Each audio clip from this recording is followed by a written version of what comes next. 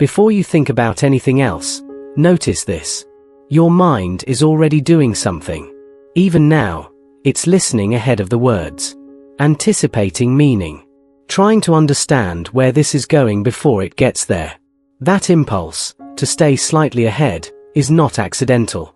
It didn't come from nowhere. It has a history. You don't remember the moment it began. There was no clear before and after. No day when your mind suddenly became crowded. Overthinking never announces itself as a problem. It arrives as awareness, as attentiveness, as the quiet sense that paying closer attention might keep something intact. As a child, you learned that the world didn't always explain itself. Things shifted without warning. Emotions changed without names. Affection could feel present one moment and distant the next, without anyone acknowledging the difference. So you learned to notice. You noticed how footsteps sounded when someone was tired. How silence could mean many things depending on its weight. How laughter sometimes came too quickly, as if covering something underneath. Without realizing it, you became fluent in atmospheres. Other children lived in the moment. You lived slightly ahead of it. You didn't trust that things would stay the same long enough to relax into them. So you stayed alert. Not tense, just awake. This is how a child disappears. Not by being ignored, but by becoming perceptive instead of expressive. By learning that watching was safer than revealing. You didn't stop wanting. You learned to postpone it. You didn't stop feeling. You learned to translate feelings into thoughts. Your inner world grew rich, complex, busy. It had to. It was doing work the outside world couldn't be trusted to do for you. Sometimes you felt older than your age. Not wiser, just more aware. Aware of consequences. Aware of emotional ripple effects. Aware of how easily things could tilt out of balance. Without realizing it, you began to carry responsibility that had no name. Not responsibility in the practical sense, but emotional responsibility. You felt responsible for your tone, for your timing, for the way others felt around you. You learned that calm wasn't something that happened. It was something that had to be maintained. So you maintained it. You softened yourself. You adjusted. You anticipated. Not because anyone explicitly demanded it, but because the world rewarded it. When you were thoughtful, things stayed smoother. When you were quiet, tension eased. When you understood instead of reacted, connection stayed intact. Your nervous system noticed. And nervous systems remember. This wasn't trauma the way people imagine trauma. There were no obvious catastrophes. No single moment where everything broke. Just repetition. Just emotional unpredictability repeated often enough that your body adapted. You didn't feel endangered. You felt responsible. Responsible for reading the room correctly. For not making things worse. For keeping yourself aligned with what was expected but never spoken. This is where overthinking begins. Not in fear, but in vigilance shaped by love. As you grew older, you carried this vigilance with you. Into classrooms. Into friendships. Into early relationships. You became someone who reflected deeply. Someone who considered consequences. Someone who thought before speaking. People called you mature. Insightful. Sensitive. They didn't see the effort behind it. They didn't see the constant internal monitoring. The mental rehearsals. The way your mind never fully left a moment even after it passed. You replayed conversations quietly. Not obsessively, carefully. You searched for tone. For implication. For meaning hidden between words. Not because you doubted yourself, but because you learned that understanding often came later. After reflection. After analysis. After revisiting what was said and what wasn't. You didn't trust the moment to be complete on its own. So your mind stayed involved.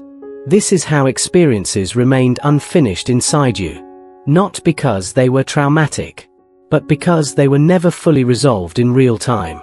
You learned to regulate yourself cognitively. Through thinking. Through explaining. through mentally organizing emotion until it felt manageable. Feelings were allowed, but only after interpretation. Your body learned to wait while your mind made sense of things. And slowly, almost invisibly, this became who you were. In adulthood, it gets called overthinking. But from the inside, it feels like continuity. Like loyalty to a system that once kept you safe. Your life may be functional, even successful, but your inner world rarely rests. There is a constant low-level alertness, a subtle readiness, a sense that something might require your attention at any moment. This isn't panic. It's quieter than that. It lives in anticipation, in planning conversations before they happen, in replaying them afterward. It lives in the way you sense shifts in others immediately, the way your body reacts before your mind has words. Attachment lives here too, not in obvious fear of abandonment, but in monitoring closeness, in watching for signs of distance, in wondering if something changed without being said. You don't cling. You adjust. You don't demand reassurance. You try to become someone who doesn't need it. So you refine yourself. You calibrate your responses. You think your way toward safety. Your mind becomes the place where everything unresolved is held. This is exhausting, though you rarely call it that. It's familiar. And familiarity feels safer than rest. What saved you then now imprisons you. Because the adult world doesn't require this level of vigilance. But your nervous system never received that update. So even in stillness, your mind stays active. Even in safety, your thoughts remain on duty. Rest feels earned, not given. When things get quiet, your thoughts step forward. Not aggressively, patiently. They offer scenarios, possible misunderstandings, future outcomes. Not to harm you, but to protect you from unpredictability. Your thinking isn't excessive. It's loyal. It believes it has a responsibility. And no one ever told it that responsibility had expired. There is grief here, but it's subtle. Grief for the child who learned to self-contain too early. For the energy spent staying attuned instead of relaxed. For the parts of you that stayed alert while others rested. This grief doesn't scream. It doesn't demand blame. It just sits quietly beneath the thinking. And when you finally notice it, not as a flaw, not as a disorder, something shifts. Not dramatically.